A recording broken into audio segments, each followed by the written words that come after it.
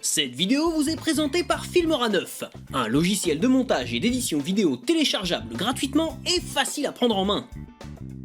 Téléchargez des dizaines d'effets gratuitement et donnez vie en quelques clics à vos films de vacances grâce à ce logiciel ergonomique et intuitif. Utilisez en toute simplicité des techniques de pro comme le fond vert ou le clone et entrez directement en concurrence avec les Wachowski. Filmora met également à votre disposition une bibliothèque de musique libre de droit pour ambiancer vos plus beaux exploits de gamer. Réalisez vos propres vidéos sur les comics et devenez encore plus célèbre que Chris de Comics Race avec Filmora 9. Avec plus de 50 millions d'utilisateurs satisfaits, Filmora 9 est LE logiciel à découvrir pour ceux qui veulent se lancer. Téléchargez gratuitement Filmora 9 dès maintenant en suivant le lien dans la description de cette vidéo et devenez le roi du YouTube Game. Salut à vous pauvres mortels et bienvenue sur Comics Rise, la chaîne qui lit à travers les pages de vos comics. Si on se retrouve aujourd'hui, c'est pour parler d'un comic book qui va ravir les stomatophobes.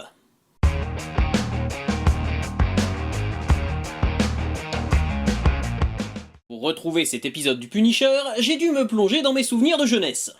Lorsque j'étais un jeune lecteur, à l'orée des années 2000, Internet n'en était qu'à ses balbutiements dans nos foyers.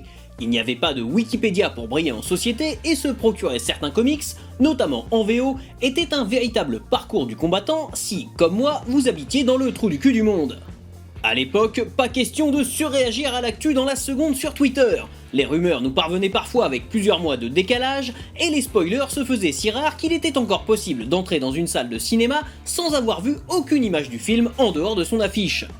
Après le succès inattendu de Blade en 1998, les X-Men avaient cartonné en 2000 et le film Spider-Man de Sam Raimi s'annonçait comme le blockbuster de l'année 2002. Et si aujourd'hui on bouffe du super-héros à tous les repas et plusieurs fois par an au cinéma, voir ces héros prendre vie sur grand écran était pour moi, qui avais grandi en suivant leurs aventures sur le papier, quelque chose de vraiment incroyable. Tout ça pour dire que dans ce monde qui paraîtra sûrement préhistorique à certains, la principale source d'information restait les magazines papier. Avec d'un côté Comic Box, fondé en 1998, et de l'autre la version française du magazine Wizard, publiée par Panini Comics. Et même si mon cœur a toujours penché pour Comic Box, sur lequel je reviendrai sûrement un jour, et bah aujourd'hui on va parler de Wizard. Lancé en avril 2000, Wizard se veut être le pendant hexagonal du magazine publié de 1991 à 2011 aux États-Unis. Proposant news, interviews, previews, la version française se présente en deux séries. Une première de 19 numéros, puis une nouvelle formule de 20 numéros publiée jusqu'en 2004, marquant l'arrêt du magazine. On notera également l'existence de plusieurs hors-séries et couvertures alternatives, les premiers numéros proposant tous une variante cover. Wizard, c'était vraiment l'occasion pour les lecteurs d'être les premiers au courant des rumeurs et des castings des prochains films.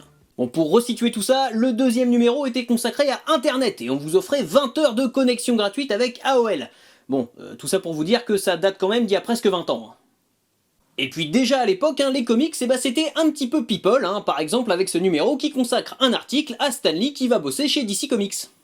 Personnellement, l'une de mes principales motivations à acheter ce magazine était la présence de previews et d'histoires inédites disponibles nulle part ailleurs, représentant une quarantaine de pages de BD. L'occasion de découvrir de nouvelles séries et de passer un bon moment avec des one-shots souvent bien choisis. Ce qui nous amène justement à l'histoire dont je vais vous parler aujourd'hui, et dites-vous que si je m'en souviens encore presque 20 ans plus tard, c'est qu'elle vaut le détour. Punisher Racine est un court récit de 12 pages écrit par Garth Ennis et dessiné par Joe Quesada. Garth Ennis est un scénariste d'origine britannique, connu notamment pour son travail sur Judge Dredd et Hellblazer, mais aussi pour des créations comme Preacher ou The Boys. A l'époque, il est en plein milieu de son run sur le Punisher, personnage avec lequel il continuera à travailler sur le label Max de Marvel jusqu'en 2009. Connu pour son style corrosif et irrévérencieux, il a souvent donné naissance à des scènes très violentes, en collaboration avec des artistes comme Steve Dillon ou Darick Robertson. Joe Quesada, lui, évolue d'abord dans le milieu des comics indépendants des années 90, travaillant sur Ninja chez Valiant et co-créant le personnage de Painkiller Jane. Avant de lancer en 1998 pour la Maison des Idées le label Marvel Knights, il travaillera alors avec Kevin Smith sur le relaunch de la série Daredevil. De 2000 à 2010, il occupera le poste de rédacteur en chef chez Marvel. Ce sont donc deux pointures qui ont bossé sur cette histoire et on sent qu'ils se sont bien marrés. La première chose qu'on remarque dans Racine, c'est le choix du point de vue. En général, dans la bande dessinée classique, y compris dans les comics, le lecteur est totalement extérieur à l'action, assistant aux événements d'un point de vue extérieur, tel un simple spectateur. Ce qui permet parfois à certains personnages comme She-Hulk ou Deadpool de briser ce fameux quatrième mur qui les sépare du lecteur. Ici, toute l'action est vue depuis l'intérieur de la bouche du mafieux Don Signore lors de sa consultation chez le dentiste. Et quand on voit l'état de sa bouche, c'était pas du luxe en fait, hein. Alors que le praticien commence à soigner la bouche de son patient, on peut voir les deux hommes de main de Don Signore prendre une balle dans la tête en arrière-plan. Puis le dentiste, qui supplie un individu hors champ, est assommé par la crosse d'un pistolet. On voit alors apparaître le plastron de Frank Castle, alias le Punisher, et on comprend vite que ce dernier a une dent contre Don Signore. Castle, fraîchement promu dentiste à la place du dentiste, met son patient à l'aise. Il a des questions à lui poser et ce dernier ne peut espérer compter sur aucune aide extérieure. Il a donc tout intérêt à être coopératif. Cherchant des informations sur un trafic de drogue, le Punisher n'obtient pas les réponses attendues, et il va donc commencer à arracher les dents de son patient. Enfin, je sais pas si en matière de torture on parle vraiment de patient, mais allons-y pour ça. Après seulement une seule question, Castle a déjà arraché pratiquement la moitié des dents de Don Signore, et il ne va pas s'arrêter là.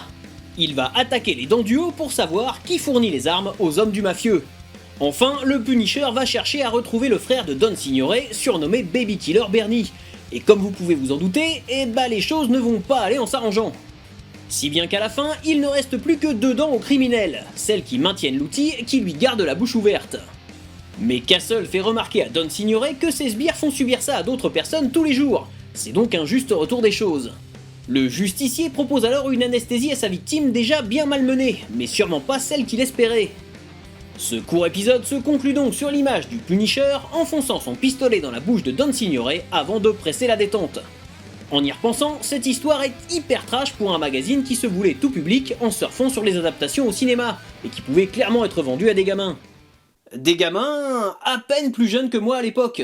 Mais Punisher Racine est aussi un parfait condensé du travail de Garcenis. Gore, cynique, ce récit au ton volontairement provocateur et mettant en pratique l'expression œil pour œil, dent pour dent de façon pour le moins explicite, résume en seulement 12 pages tout le talent de l'auteur. Et comme je le disais, cette histoire est tellement percutante que je m'en souviens encore des années après. À l'image de l'aventure de Spawn dont je vous ai parlé dans la vidéo précédente, elle fait partie de ces lectures qui ont grandement participé à mon engouement pour les comics.